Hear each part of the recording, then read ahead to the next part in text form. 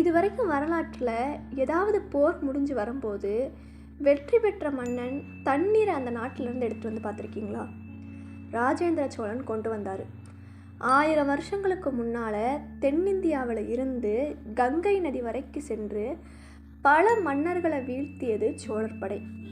வெற்றி பெற்ற ராஜேந்திரன் கேட்டது தங்கம் இல்லை, வைரம் இல்லை, உங்கள் புனித நீரான கங்கை நீரை எங்களுக்கு தாங்கன்னு தான் கேட்டார்.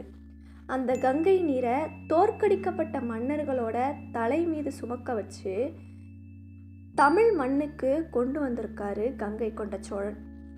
அந்த நீரை ஊற்றுவதற்குனே 16 மைல் நீளத்தில் ஒரு ஏரியை வெட்டினார். அந்த ஏரிக்கு சோழகங்கம் அப்படின்னு பெயர் வச்சார்.